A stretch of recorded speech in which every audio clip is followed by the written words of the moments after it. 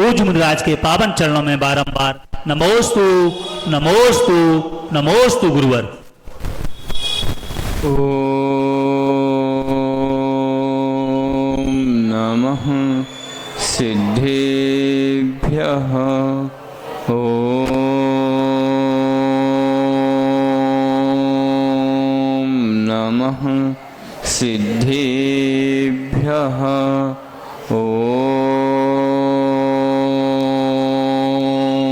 नमः सिद्धेभ्यः।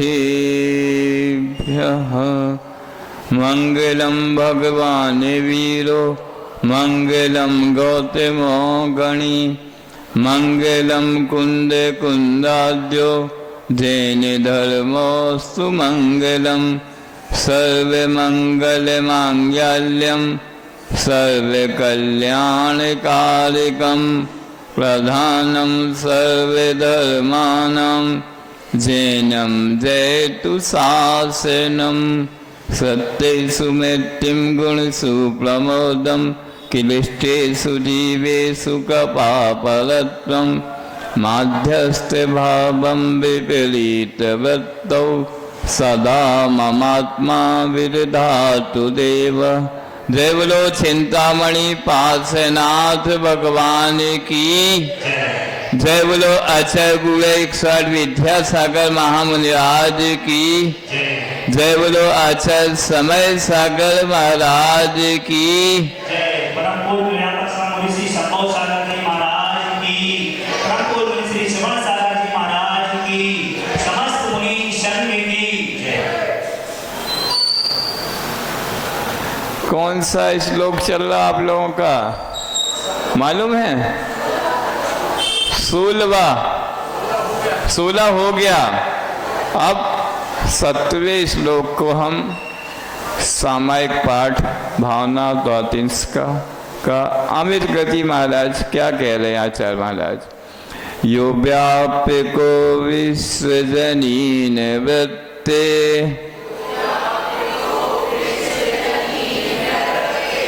सिद्धो बुद्धो धुत कर्म बंधा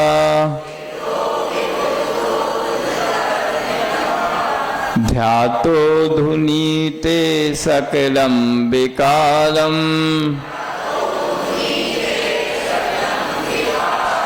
सदैव देवो हृदये ममस्ताम्।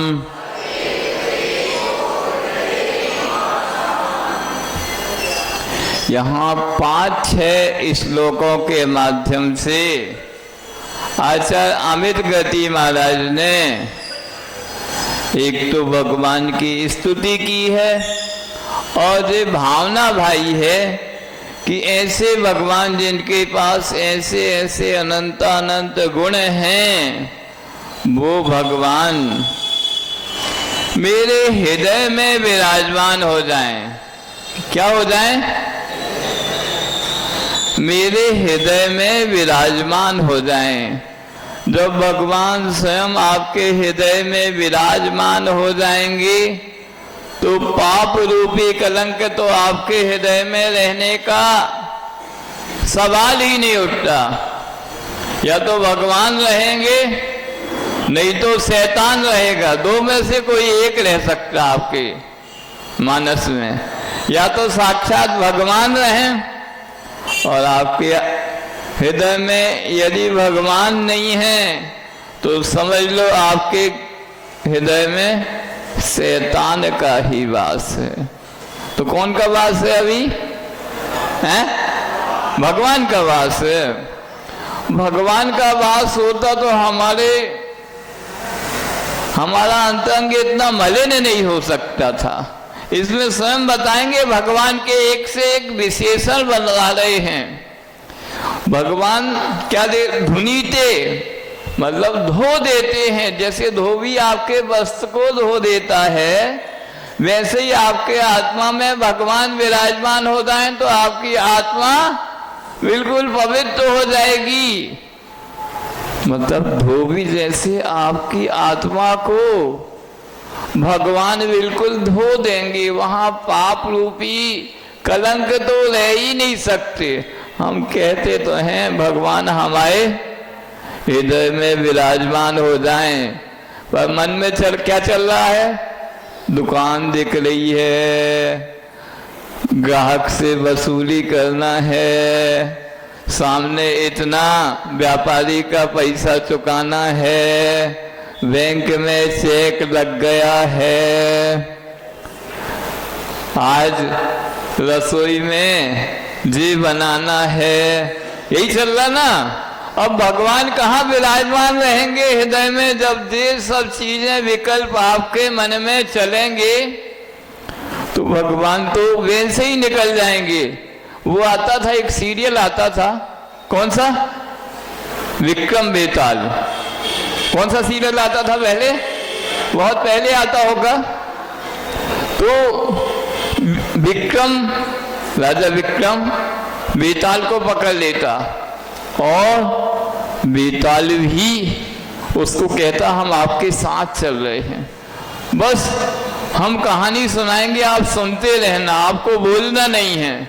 जैसे ही हम बोले बेताल गायब। वैसे ही आपकी स्थिति है। भगवान आपके हृदय में कैसे विराजमान हो जब इतने सारे विकल्प आपके हृदय में पहले से ही हैं। तो उसके लिए कहा गया है पहले अपनी स्लेट क्या करो, कोरी करो, बिल्कुल प्लेन कर दो। पहले की जो भी लिखा है स्लेट में वह सब मिटा दो। और आजकल तो बहुत सरल हो गया, आजकल तो मोबाइल का जमाना है, उसमें क्या रहता, डिलीट की बटन रहती ना, तो जो मोबाइल का डाटा जैसे आप डिलीट कर देते हैं, ऐसे ही कोई एक आध बटन ऐसी डेवलप करो कि आपके अंतरंग में इतने सब विकल्प हैं, बस बटन दबाई वह सब विकल्प डिलीट हो जाएं। उसके बाद कोई भी नहीं, आप और भगवान बस हों। लोग कहते महाराज जी हम मंदिर में बैठते हैं, माला पहनते हैं, 108 गुड़िया पूरे खिसका देते हैं, पर भगवान तो कभी आते नहीं हैं। क्या होता, सब गुड़ियों में कुछ ना कुछ विकल्प ही आता है। गुड़िये कहते ना मन का बस फिर रहा है। कहते कबीरदास जी ने कहा ना, माला फेरत झुक गया, गया ना मन का फिर, कर का मन का डाल दे, मन का फिर। माला फेरते फेरते जुग बीत गया, पर मन का अपने अंतरंग का फेर जो घुमाव है, संसार की भटकन है, जो मन यहाँ वहां दौड़ रहा है, वह बस शांत नहीं हुआ। तो फिर कहते वो हाथ का मन का मतलब हाथ की माला छोड़ दो, अब कर का मन का डाल दे, अब मन का ही मन का, मन में ही, अपने मन में ही भगवान को विराजमान कर लो और उन्हीं का ध्यान करो। तद जपा तदर्थ भावना।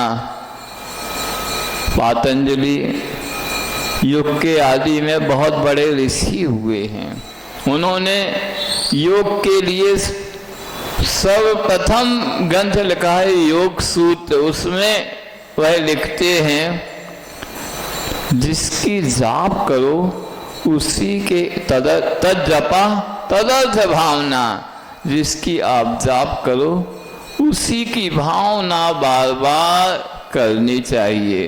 तो इस श्लोक के माध्यम से भगवान की स्तुति करते हुए आचार्य महाराज क्या कहते हैं, यह जो विश्व जनीन वृत्ते, जो भगवान विश्व कल्याण की भावना से योतपोत हैं, स्वभाव वाले हैं। कैसे हैं, सहज से ही उनका क्या स्वभाव है, इस समस्त विश्व में रहने वाले प्राणियों का कल्याण हो। दो मान्यताएं हैं। एक मान्यता के अनुसार तो क्या है, जो सनातन परंपरा जिसको आप कहते हैं, वह कहते हैं ईश्वर कण कण में विद्यमान है। हम सब क्या है? ईश्वर के अंश हैं। पर जैन मान्यता ऐसा नहीं कहती है। क्या कहती है जैन? हमारा जैन दर्शन क्या कहता? हम सब ईश्वर के अंश नहीं हैं, हम सब ईश्वर के वंश के हैं। हमारे पास ईश्वर बनने की क्षमता विद्यमान है। जैन धर्म कहता है सब व्यक्तिक स्वतंत्रता की बात करता है। हर व्यक्ति को स्वतंत्रता का पूरा अधिकार है। हर व्यक्ति भगवान बन सकता है। उनके यहाँ तो आप अंश हो तो भक्त बने रहो, बस आप भगवान नहीं बन सकते। पर जैन दर्शन में हर जीव, हर आत्मा को परमात्मा बनने की उसके पास योग्यता है। और उसी योग्यता को देखते हुए ही हमारे भगवान क्या कहते? उनका उद्देश्य ही है विश्व का कल्याण हो। वह कहते हमारे तो 5 कल्याण हो गए, नहीं समझे? उनके तो 5 कल्याणक हो गए। वह सोचते हैं आप लोगों के भी कल्याणक हों उनके जैसे।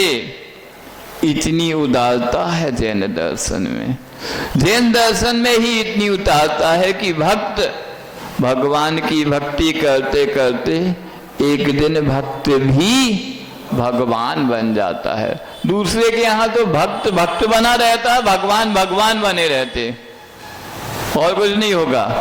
आपको मांगना है जो कुछ संसारी चीजें मिल जाएंगी भगवान से, पर भक्त भक्त रहेगा, भगवान भगवान रहेंगे। पर हमारे यहाँ ऐसा नहीं है। हमारे यहाँ उनकी वंदना भी क्यों की जाती है? तो वंदे तद्गुण लब्धे। हे भगवान, हम आपकी वंदना कर रहे, पूजन कर रहे, स्तुति कर रहे, तो क्यों? आपके गुणों की प्राप्ति के लिए कर रहे हैं। हम सांसारिक चीजों की प्राप्ति के लिए हम आपकी वंदना स्तुति नहीं कर रहे हैं। तो इस प्रकार स्पष्ट धारणा हमारे यहाँ है। एक बार की बात है, गुरुजी सुनाते थे, बहुत अच्छी इसी बिंदु को लेके आचार्य जी एक बहुत अच्छा संस्मरण सुनाते थे। बहुत उनके मतलब आज से करीब 80-81 की बात होगी, सन 1980-81 की बात होगी, जब गुरुदेव शिखर जी की वंदना करने गए शाश्वत तीर्थ, जहाँ की हमेशा 24 ही भगवान को मोक्ष होता है। इस काल में भले 24 को नहीं हुआ तो 20 को हुआ। बाकी नियम क्या है? 24 तीर्थंकर भगवान मोक्ष कहाँ से जाएंगे? शाश्वत तीर्थ से शिखर जी से जाएंगे। और जन्म कहाँ होगा उनका? अयोध्या में जन्म होगा और शिखर जी से मोक्ष आएंगे। पर हमारा जब जन्म हुआ ना जिस अवसर पड़ी में, तो उसमें बहुत सारे अपवाद हो गए। पूरे तीर्थंकर शिखर जी से मोक्ष भी नहीं गए, 20 ही गए, और पूरे भगवानों का जन्म भी अयोध्या में नहीं हुआ। तो ये अपवाद है। तो उसी शाश्वत तीर्थ के दर्शन करने गुरुदेव पहली बार गए थे अपने संग सहित। अब वहाँ दर्शन करने पहुँचे, अच्छे से वंदना की। फिर चातुर्मास की बात आई तो बिल्कुल शिखर जी के ही गोद में जो ईसरी है, वहाँ पर गुरुदेव का चातुर्मास संपन्न हुआ। चातुर्मास बहुत अच्छा चातुर्मास चल रहा था। सामने पर्वतराज, संबे शिखर और उसकी तलहटी में चातुर्मास करना। वैसे अभी हम उसको ईसरी कह रहे हैं। पुराने जमाने में तो संबे शिखर का विस्तार भी ईसरी तक हुआ करता होगा, नहीं समझे आप? क्योंकि जब भगवान आदिनाथ का समूषण कितना 12 योजन का, उनकी हाइट कितनी? 500 धनुष की। और जब अंतिम तीर्थंकर महावीर भगवान का समय आता है तो उनका समोषण 1 योजन का, उनकी अवगाहना 7 हाथ की। तो जब आदिनाथ के समय तो जब शिखर जी होगी तो कई किलोमीटर के रेंज में वह फैली होगी। हम निमिया घाट से परिक्रमा करते हैं, उससे और सुदूर तक संवेद शिखर विस्तारित होगा। जब 500 धनुष के 4000 राजा उनके साथ ही दीक्षित होके पहुंचे होंगे और वहां पर ध्यान लगाएंगे तो आप समझ लो कितना बड़ा पर्वत चाहिए। तो जी तो हमें अभी इतना सीमित शिखर जी मिला हुआ है, तो वहां की बात है। तो और उसकी पूज्यता अभी मैं बता रहा हूं, लोग कैसे उसको पूज्य समझते थे। गुरु जी बताते थे, वह जब गए शिखर जी की वंदना करने, ईसरी में देखा पूरे 24 भगवान के 24 चरण हैं ईसरी में। आप लोगों ने देखा? ईसरी में ही, ईसरी जो वहाँ धर्मशाला मंदिर आदि है, वहाँ 24 भगवान के 24 चरण हैं। तो आचार्य जी ने पूछा, ये 24 चरण वहाँ भी हैं, यहाँ क्यों? तो गुरुजी को वहाँ के लोगों ने बताया कि हमारे पूर्वज आते थे यहाँ वंदना करने, तो वह कहते थे वह पर्वतराज पर्वत इतना पवित्र है कि हम उस पर पैर कैसे रखें। नहीं समझे? वह पर्वत इतना पवित्र है, कण कण से अनंतानंद सिद्ध परमेष्ठी भगवंत सिद्ध हुए हैं, हम उस पर्वत पर पैर कैसे रखें। तो उन्होंने यही चरण बना लिए 24 और पर्वत की ओर मुख करके सामने चरण हैं। एक एक तीर्थंकर पर आदिनाथ से भगवान महावीर तक अच्छे से अर्घ और पूजन करते रहते थे। यहीं बैठकर वह सामने पर्वत देख रहे। और अब हम जब धर्मशाला से निकलते हैं तभी भोजन की सामग्री बाटल आदि ले लेते, वो तो ठीक है ले लेते। वहां रास्ते भर दुकानें काय के लिए खुली हैं? आपके लिए, नाश्ते पानी के लिए खुली हैं। कौन के लिए खुली हैं? नाश्ते पानी की। पहले सुनते थे, जाते तो थे लोग यहीं से कुछ नहीं लेंगे नियम, और यहीं जब लौट के आएंगे जब धर्मशाला में तभी अपना मुख खोलेंगे, बाकी भोजन पानी कुछ नहीं।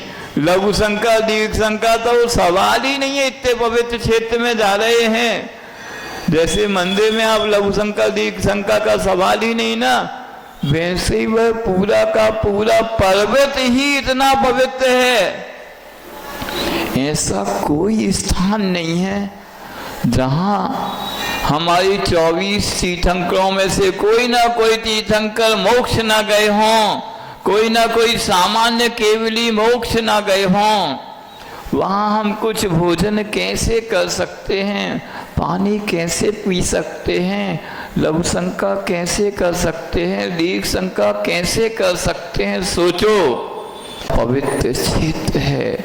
आज दूसरे लोग उसकी पवित्रता बाद में खंडित कर रहे, पहले उसकी पवित्रता को खंडित करने का आपके ऊपर पूरा पूरा वह जाएगा, आरोप आपके ऊपर आएगा कि आप ही सबसे पहले उसकी पवित्रता को खंडित कर रहे हैं, धूमिल कर रहे हैं। अब इतने पवित्र स्थान की पवित्रता को भी आप धूमिल कर देंगे तो अब कहेंगे महाराज, हमारे पास लोग आके कहते हैं महाराज जी अब शिखर जी में उतनी अच्छी फीलिंग नहीं आती, ऐसा नहीं लगता कि हम बहुत शुद्ध क्षेत्र पे आ गए हैं। जैसे पहले भावों में निर्मलता आती थी, पवित्रता आती थी, वैसा नहीं है। तो होता क्या है, व्यक्ति हमने देखा है व्यक्ति ऐसे क्षेत्रों में जाके शांति की खोज करता है, पर अपनी पूरी अशांति वहां उड़े लाता। क्या करता है? अपनी पूरी जीवन भर की अशांति वहां उड़े लाता। हम खुद देखते थे, गुरु जी के दर्शन करने लोग आते थे, दूर दूर से आते थे। कोई वहाँ से आया, आसाम से आया, गुवाहाटी से आया, कोई दीमापुर से आया, कोई वहाँ से आया, कन्याकुमारी आदि आदि, कहीं से भी, पूरे भारत से आ रहे, गुजरात से आ रहे, महाराष्ट्र से आ रहे हैं, तमिलनाडु से, सब गुरु जी की एक झलक दर्शन करने आ रहे, अपने जीवन में शांति लेने आ रहे। पर वो शांति लेके तो जाओ, पर आपकी जो जीवन भर की अशांति है वह है वहां उस क्षेत्र में तो उड़ेल के नहीं जाओ। तो ऐसे ही है, हम पूरी की पूरी अपनी अपवित्रता उस स्थान पर उड़ेल के आ जाते हैं, तो वह पवित्र कहाँ होगा?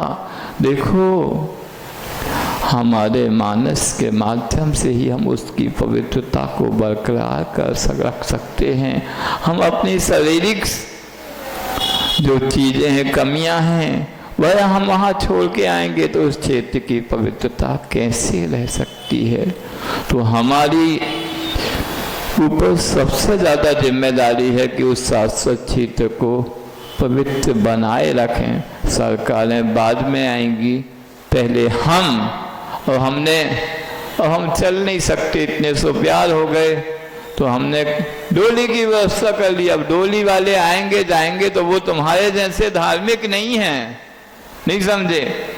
पहले चप्पल तो वहाँ हमने देखा कोई पहन के ही नहीं जा सकता, अब तो जैन बंधु ही चलता है। महाराज हम चल ही नहीं सकते बिगड़ उसके। सोचो, तुम्हारे गुरु जो हजारों किलोमीटर चलते रहते ऊपर खाबर रास्ते में, नहीं समझे, तपती धूप में या फिर ठंड में, वह तो कभी चप्पल नहीं पहनते, पादत्ता नहीं पहनते। तुम बिल्कुल सबसे सर्वश्रेष्ठ अपने तीर्थ में जा रहे हो, वहां भी आपसे चप्पल नहीं छूट रही, तो काय के जा रहे हो? आप रहने दो, आप तो घर बैठे जितना हो जाए उतना ही कर लो। उससे अच्छा तो वो हमें वो बंधु अच्छे लगे जो कह रहे हैं हमारे पूर्वजों ने यहाँ 24 चरण इसलिए बना दिए कि हमें पर्वत नहीं चढ़ना भैया। वो इतना पवित्र स्थान है, हम पैर कैसे रख सकते हैं? वह सोचते हैं, वह कह रहे हैं इतना पवित्र स्थल है, कण कण से भगवान हुए हैं, हम उस स्थान पर पैर भी नहीं रख सकते, तो हम नहीं जाएंगे वहाँ। हम यहीं हमने 24 चरण स्थापित कर लिए, हम यहाँ से ही उन पर्वत को देखेंगे, उनकी पूजन करेंगे, अर्घ चढ़ाएंगे। कितने पवित्र भाव होंगे उस व्यक्ति के। तो गुरुदेव भी प्रतिदिन ईश्वरी में बैठकर उस पर्वत राज की वंदना करते थे। वंदना तो शिखर जी में जाके भी उन्होंने काफी की, पर 4 महीने प्रतिदिन वह वंदना करते थे। मैं शिखर जी तो नहीं गया गुरु जी के साथ, ईश्वरी भी नहीं गया, उस समय बहुत छोटे होंगे, पर मैंने कुंडलपुर में प्रतिदिन गुरु जी के साथ जाता था। तो बड़े बाबा के दर्शन तो भी बहुत अच्छे से करते थे। अब बाकी सब मंदिर हैं, 64-63 मंदिर हैं, तो उसकी वंदना कैसे करें? प्रत्येक मंदिर की वंदना करते थे गुरु जी। कैसे पूछो? हैं?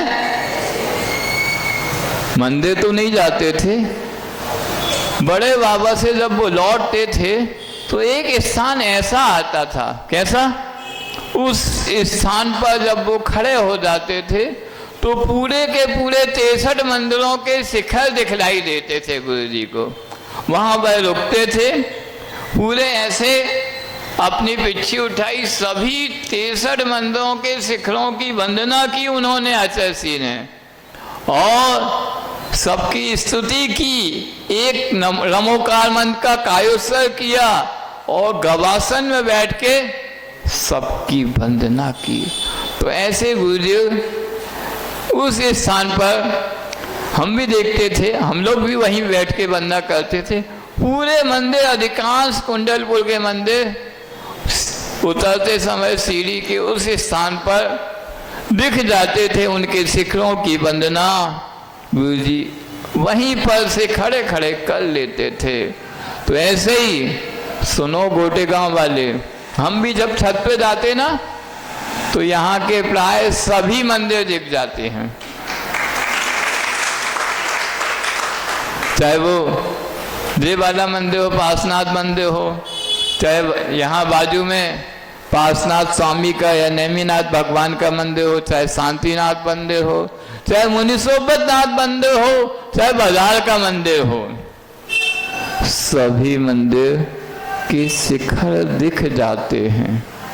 मतलब 7 मंदिर में से 6 मंदिर तो बता दिए कि हम छत पे जाते तो सभी 6 मंदिरों के शिखर दिख जाते हैं। हम वहीं, क्योंकि चैत्य के साथ चैत्यालय भी उतना भी पूजनीय है, जिसमें प्रतिमा विराजमान है वह चैत्यालय है, चैत्य प्रतिमा हो गई। अब उस चैत्यालय की वंदना की बात करते हैं तो हमें भाव सहित उनकी वंदना अपने आप ही गोटेगांव वालों को मिल जाती है।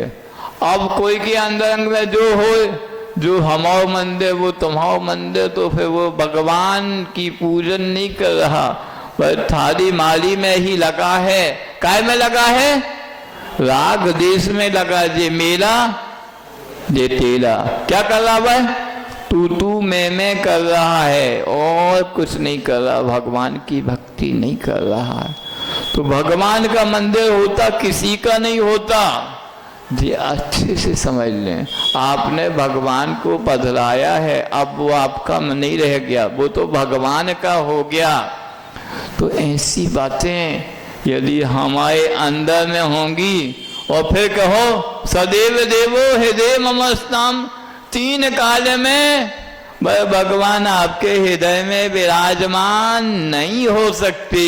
आप कहो हमारा मंदिर, बिल्कुल नहीं। अरे आप तो कहो भगवान हमारे हृदय में विराजमान है, फिर हमारा मंदिर हो तुम्हारा मंदिर करने की बात ही नहीं है। नहीं तो ऐसे ही होता है। क्या होता? अभी आ रहा गणेश उत्सव वाला ना, यहाँ मध्य प्रदेश में तो कम होता है, महाराष्ट्र में बहुत होता है और बॉम्बे में तो बहुत ज़्यादा होता है। अब 8-10 दिन बाद जब उनको विसर्जित करते हैं तो भैया क्या हजारों लाखों घरों में रखे हैं वो, अब वो एक दूसरे को धक्का देखते हुए विसर्जन कर जाते हैं, करने जाते। अब सबकी तो भगवान वही है, वे उनने तो उनको धक्का दे दिया, लोगों को नहीं, गणेश जी को। और जे जा रहे, वैसे ही स्थिति कहीं आपकी नहीं हो जाए, इसलिए हम चेता रहे हैं भैया ऐसी संकीर्ण मानसिकता से ऊपर निकलो। ये सब मंदिर हमारे परिणामों की निर्मलता के लिए कारण हैं। हमारे पूर्वज इसीलिए बना गए हैं कि हमारे इनके स्थानों पर जाकर हमारे चित्त में थोड़ी शांति आए, और वहीं आपने अशांति का निमित्त ढूंढ लिया तो आपको शांति कहाँ आएगी? कहीं नहीं आ रही है। तो यहाँ भगवान ने कहा, इसलिए हम आपको कह रहे, भगवान की वृत्ति ही कैसी थी? विश्व कल्याण की वृत्ति थी। तो वही बात भगवान ने हमें बताई कि आप भी इसको, इन लोगों को यही बताते रहें कि आपका कल्याण किस में है। बार बार बताना है भैया, हमें तो इसीलिए नियुक्ति किया गया है। अब आप लोगों को समझ में आ जाए तो ठीक, नहीं आए तो ठीक। हमारा क्या हो गया? जुलाई में आ गए थे, 7 जुलाई हो गया, अगस्त भी हो गया, समझे। अब सितंबर और अक्टूबर 2 महीने बस बचे हैं। दिवाली 21 की है या 1 की है, समझ लो। आपको देख लो भैया, जितना सुधार हो जाए तो ठीक है भैया। अब हम यहाँ तो कह रहे, अभी बताएंगे कैसे धोते हैं आप लोगों को भगवान। उनकी वृत्ति ही विश्व कल्याण की है, उनका स्वभाव ही है। जो समोसन उनका लगता है ना, वह इसीलिए लगता है कि दूसरों का कल्याण कैसे हो। वह तो अपना कल्याण केवल ज्ञान हो गया, उनके 4 कल्याणक तो हो गए। अब जितनी उनकी आयु शेष है वह जग कल्याण के लिए ही विहार करेंगे सब जगह। तो उसके लिए ही, लोगों को संबोधने के लिए, समझाने के लिए, उनके दुख दर्द दूर करने के लिए ही अब उनका विहार चल रहा है। तीर्थंकर के लिए कहा गया है, क्या कहा गया है? यदि उनको केवल ज्ञान हो जाए तो वह एक कोने में बैठ जाए, नहीं, उनको समोसन में विराजमान होना होगा और सब जगह विहार करके देशना देनी होगी। सिद्धांत में आता है कम से कम 8 वर्ष तो उन्हें समोसन के साथ विहार करना ही होगा।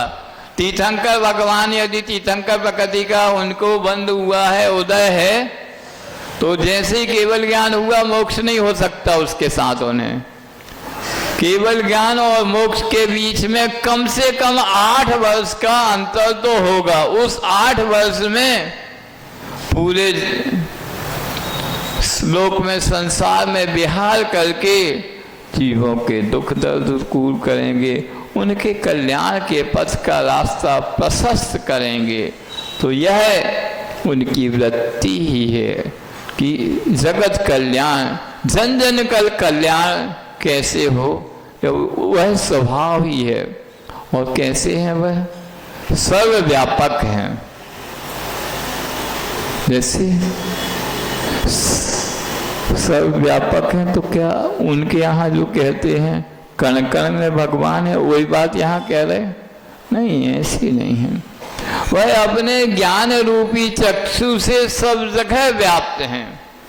उनके ज्ञान के माध्यम से कोई भी चीज छुपी नहीं है। जगत की, संसार की कोई भी चीज छुपी नहीं है। आप अपने 7 मंजिला भवन में बिल्कुल तहखाने में भी चले जाओ, कहाँ? बिल्कुल अंडरग्राउंड में चले गए महाराज जी, वहां कोई का प्रवेश नहीं है, सिर्फ हम रहेंगे और कोई नहीं। तो भी उनके ज्ञान में सब झलक रहा है। तुम अपने अंडरग्राउंड में क्या कर रहे हो? तुम्हारे कौन कौन से काले कारनामे हैं? वह उनके ज्ञान में समस्त चीजें झलक रही हैं यो व्यापको। तो वो ऐसे व्यापक हैं, सब जगह उनका ज्ञान पहुंच रहा है। तो यही बात मैं बता रहा था, ईसरी की जो बता रहा था। ईसरी में अचैसी का चतुर्मास चल रहा था, 14 भिक्षुओं का संघ था। उस संघ में इतनी 80-81 की बात है, किसी महाराज का स्वास्थ्य बहुत प्रतिकूल हुआ। आसपास के वैद्य लोग आए, उपचार किया, स्वास्थ्य में लाभ नहीं हुआ। अब कलकत्ता के जाने माने वैद्य लाए गए। उन साधु महाराज जो अचैसी के संग में थे, उनके उपचार के लिए वह वैद्य आए। बहुत विशेषज्ञ वैद्य थे, सभी व्याधियों का उपचार उनके पास था और नाड़ी परीक्षण के माध्यम से ही वह रोग का निदान भी कर लेते थे और बहुत अच्छे से औषधि प्रयोग से वह उसका उपचार भी करते थे। अब कलकत्ता महानगर का वैद्य तो वैद्य ही होगा, ठीक है। वह सबसे पहले गुरुजी के पास आए, आचार्य महाराज के पास गए, उनके दर्शन किए। दर्शन करने के बाद वह बहुत विद्वान वैद्य था, अपने वैद्यक में भी जो वह बहुत निपुण था आयुर्वेद में, उसके साथ साथ जिस दर्शन का वह अध्येता था, वह हिंदू था, उसमें भी बहुत अच्छे से पारंगत था। अपनी सभी जो भी वेद होते, 4 वेद होते हैं, आगम उनके जो भी पुराण, सबका वह बहुत अच्छे से अध्येता था, बहुत अच्छे से उसने कुशलता प्राप्त कर रखी थी। अब वह आया, गुरुजी के बहुत अच्छे से दर्शन किए, विनय की। फिर वह कहता है गुरुजी से, महाराज जी जिस काम के लिए आया हूँ, कोई आपके संग के कोई साधु का उपचार करना है, वह तो मैं बाद में करूँगा, पहले हमारी कुछ खुद की समस्या है या जिज्ञासा है, उसका समाधान चाहता हूँ। इतना बड़ा वैद्य है, पहली बार गुरु जी के पास आया कोई महाराज जी के इलाज के लिए, वह कहता है कि नहीं वह तो मैं बाद में करूँगा, पर अपनी जिज्ञासा में थोड़ा एकांत में समाधान चाहता हूँ। गुरु जी ने कहा ठीक, कोई बात नहीं। वहाँ से सब लोग दूर हो गए। वह उसने वही बात बताई, पूछी कि जो हमारे यहाँ हमने इतना अध्ययन किया, बहुत किया, हमने अपना जो भी वो है वांग्मय है वह सब अध्ययन कर लिया, पर एक चीज़ मेरे को आज तक समझ में नहीं आई। गुरु जी ने कहा पूछो। वह हमारे यहाँ बताया गया है कण कण में भगवान है, हम सब ईश्वर के अंश हैं। जब हम सब उन्हीं के अंश हैं, कोई दुखी है, कोई सुखी है, कोई कुत्ता बन गया है, कोई गाय बन गई है, कोई इतना कष्ट में है, आदि आदि क्यों है, ये सब समझ में नहीं आया। तब गुरुजी ने जब उसको समझाया कि हम सब ईश्वर के अंश नहीं हैं, जैन दर्शन ऐसा नहीं कहता, हमारे पास ईश्वर बनने की योग्यता है, हम अंश नहीं हैं, हम सबके बाद पास ईश्वर बनने की योग्यता है। अभी हमारी वह योग्यता कर्मों के भार से दबी हुई है, इसलिए कोई दुखी है, कोई रोगी है, आदि आदि। तब वो कहता है इतना विशारद वैद्य, महाराज आपने हमारी वर्षों की समस्या का समाधान क्षण में कर दिया, हमारी जिज्ञासा शांत हो गई। हम अब पूर्णतः, क्योंकि जब तक अंतरंग में कोई जिज्ञासा हो व्यक्ति स्वस्थ नहीं रह पाता, अब हम बिल्कुल स्वस्थ हो गए हैं। यह हमने बहुत दिनों की यह एक जिज्ञासा थी जो आपने समाधान कर दी। अब हम उन साधु महाराज का बहुत अच्छे से उपचार करेंगे। सोचो, आया तो वो उपचार करने साधु महाराज का, पर स्वयं की कितनी बड़ी उसकी शल्य थी। हमारे यहाँ कहा गया ना तत्वसूत्र में, निशल्यो व्रती, उसके जीवन की कितनी पुरानी शल्य हो सकती। उसी दर्शन का वह स्कॉलर है, रीडर है, अच्छी कमांडिंग है, फिर भी उसको अपने दर्शन में पूर्ण विश्वास नहीं हो पा रहा है। और वह गुरुजी के पास आते ही साथ उसकी सभी वह शल्यें दूर हो जाती हैं। तो ऐसे बहुत से उदाहरण हैं। तो जो यहाँ लिखा है यो व्यापको, कैसे व्यापक है, तो हम सब उनके अंश हैं, इस रूप में ज्ञान में झलक रहे हैं। हमारी अतीत मतलब भूतकाल संबंधी सभी पर्यायें और भविष्य काल संबंधी भी सभी पर्यायें और वर्तमान काल संबंधी भी समस्त पर्यायें उनके ज्ञान रूपी दर्पण में झलक रही हैं। उन्हें देखने की जरूरत नहीं है कि वो आंख उठा के वो देखें। कल बताया था वो निरिंदी हैं, मतलब उनकी इंद्रियां थी, इंद्रियों से वह देखते नहीं, ज्ञान ही, केवल ज्ञान के माध्यम से ही वह सब जान लेते हैं। कैसे जान लेते हैं, या कैसे हमारी अनंत पर्यायें हैं। लोग कहते अनंत को कैसे समझें, तो आप लोगों ने देखा होगा, कभी कोई मंदिर गए हो तो मंदिर में प्रतिमा बिल्कुल बीच में विराजमान है, इस तरफ भी दर्पण लगा है और इस तरफ भी दर्पण लगा, दोनों तरफ दर्पण लगा है। अब इस तरफ देखोगे तो इतने ज्यादा बिंब दिखलाई देंगे कि कभी छोड़ ही नहीं समझ में आएगा। ऐसे इस तरफ भी देखोगे ना तो यही स्थिति होगी, दोनों तरफ देखो तो आप ये नहीं समझ में आएगा कि अंतिम प्रतिमा का प्रतिबिंब कौन सा है। मतलब उसको कहते हैं इन्फिनाइट। अनंत की ओर भी चले जाओ तो आपको प्रतिमाएं दिखती रहेंगी। मान लो बीच में बाहुबली भगवान की प्रतिमा है, बिल्कुल सेंटर में, यहाँ दर्पण लगा है, यहाँ भी, तो पूरे अनंत तक चले जाओ, कोई छोर नहीं होगा, बाहुबली भगवान दिखते रहेंगे। और इस ओर भी अनंत की ओर चले जाओ तो बाहुबली भगवान दिखते रहेंगे। तो बस अनंत वैसा ही है।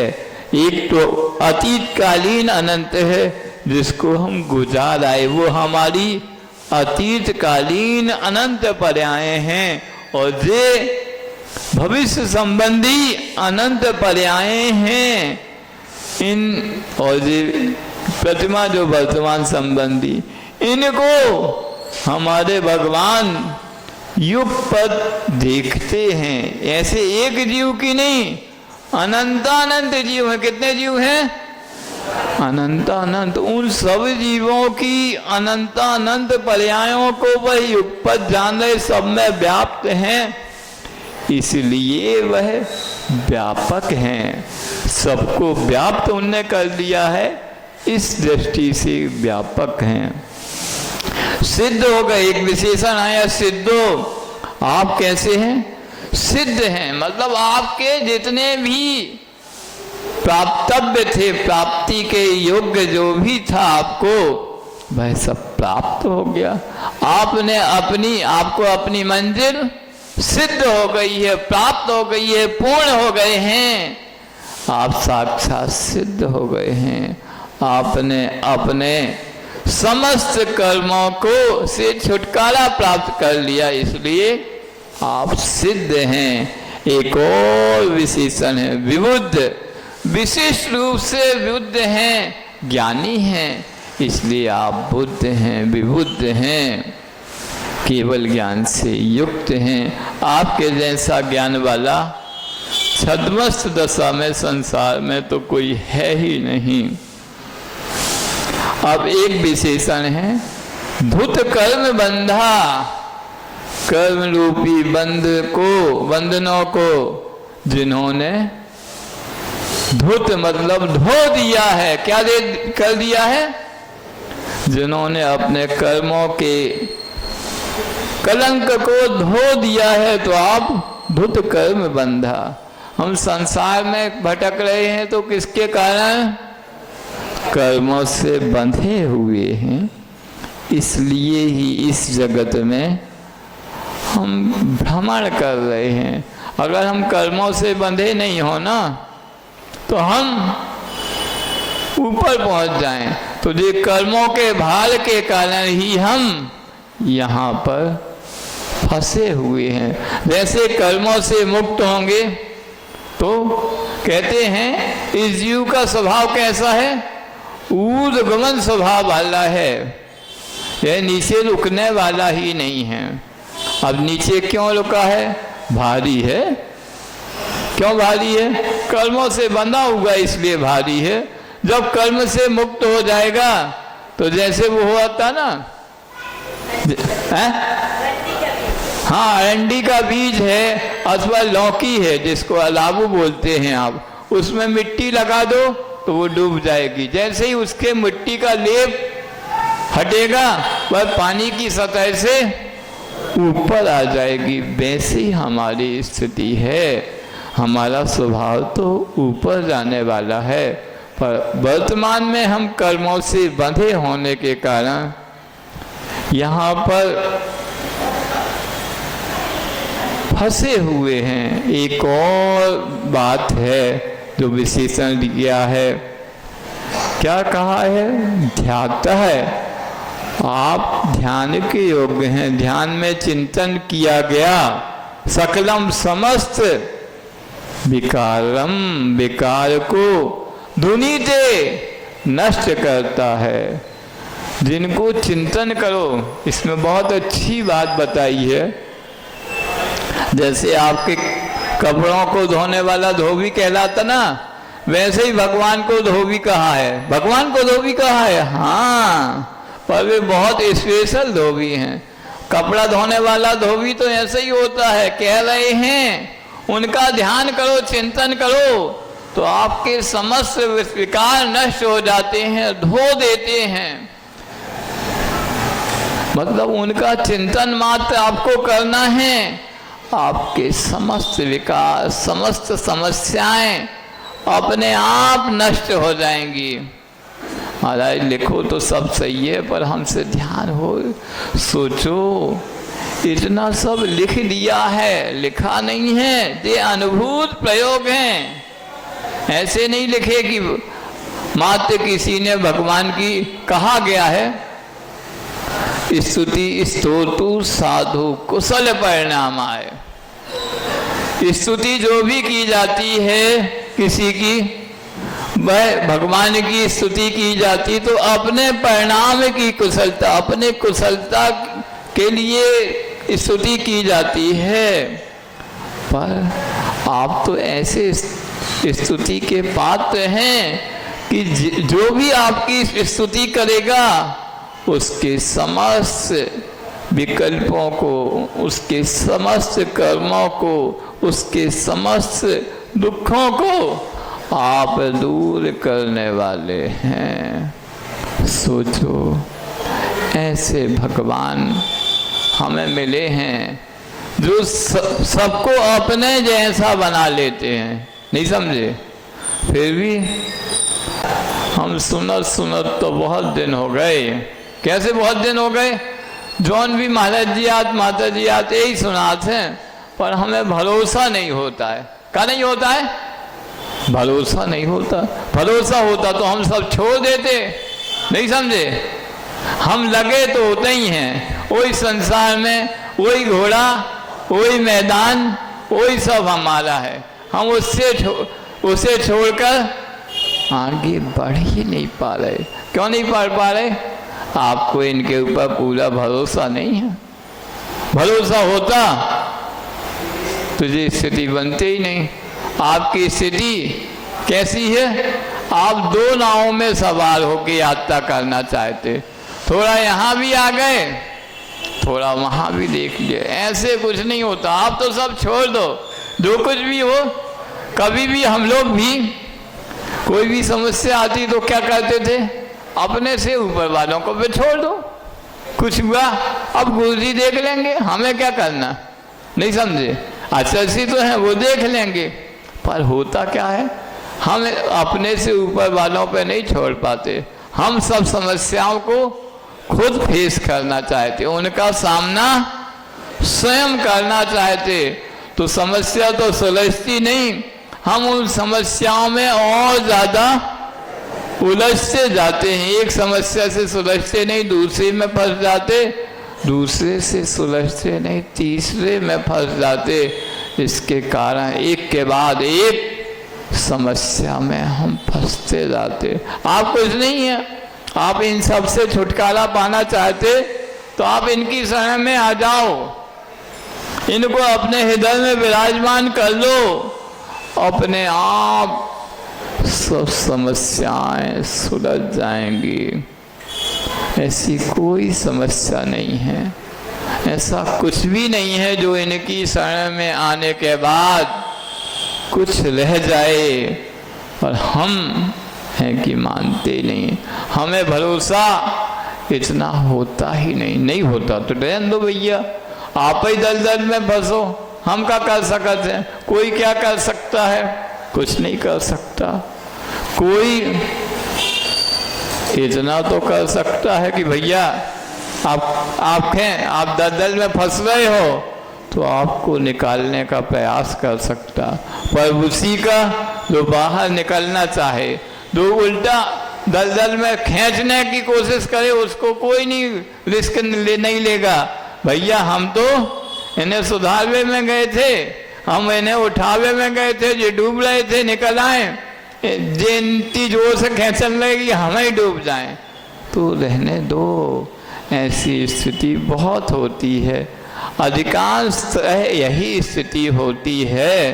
तो सोचो हम इस संसार की दलदल में कितने डूबे हुए हैं और दूसरों को और डूबने की बात करते हैं। कई बार होता है कोई मान लो हमारे प्रयास से यहाँ आने लगे तो उसे उल्टा समझाएंगे, कहाँ जा रहे भैया, अभी इस जमाने में ऐसी स्थिति है ही नहीं। क्या बोलेंगे, क्या तुम महाराज बनवे बजा रहे हो? कच्छू नहीं भैया, तुम जहाँ हो उतना ही ठीक रहो। जो जमाने नहीं है महाराज बनवे को, और उसको और अपनी ओर खींच लेंगे, चार ऐसी बातें सुनाएंगे, तुम जानते नहीं अभी ऐसा हो रहा, जमाना खराब है, महाराज लोगों की स्थिति देख लो, ऐसी ऐसी उसको गाइडलाइन देंगे कि कछु नहीं। क्योंकि अपने यहाँ क्या है,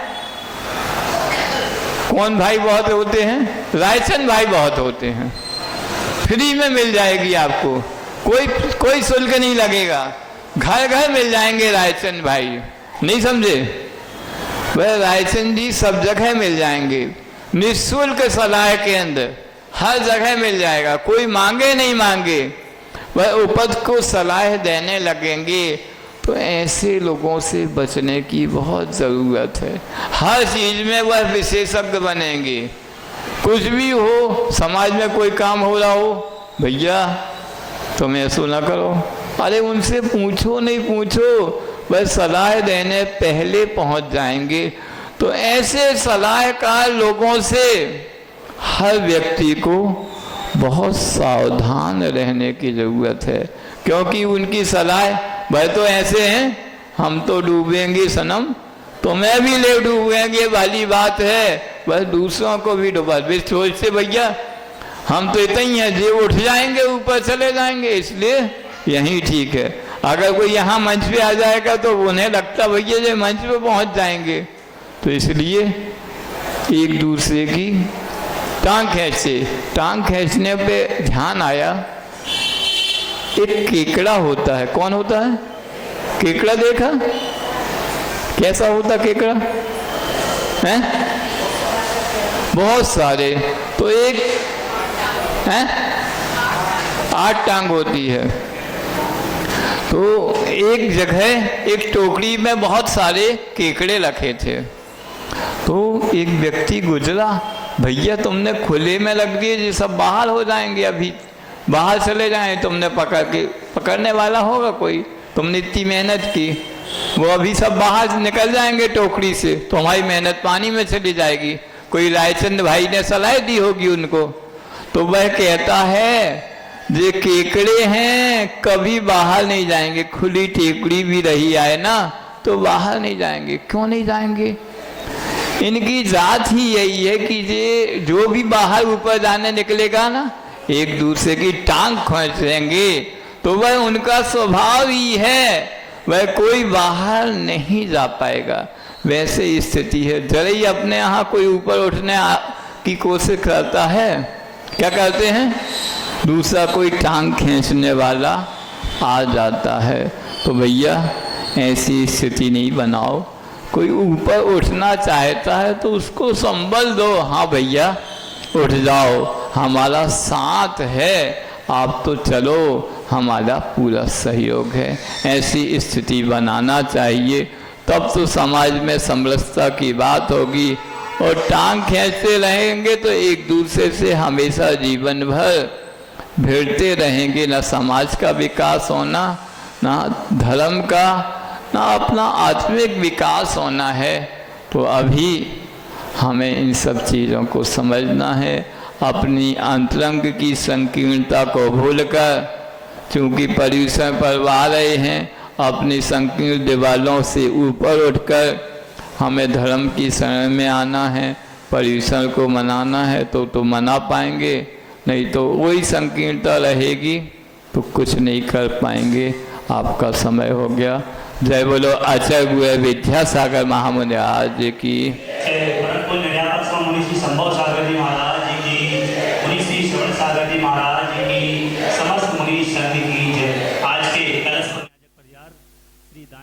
रूपचंद जी, प्रभात कुमार जी, प्रदीप कुमार जी परिवार का ट्रस्ट कमेटी सम्मान करना चाहती है। आप सभी सम्मान यहाँ आएँ। और साथ ही अजित कुमार जी दानी परिवार को अभी ट्रस्ट कमेटी सम्मान करना चाहती है।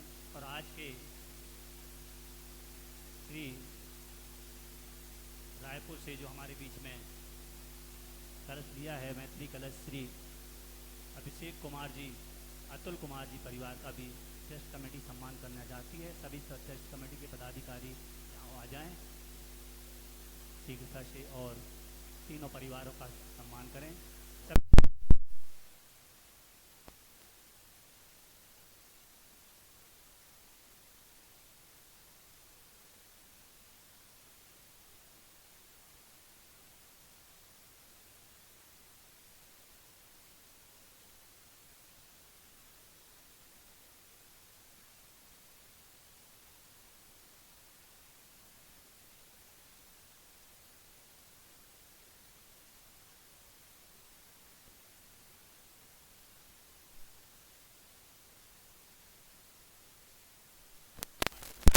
Terima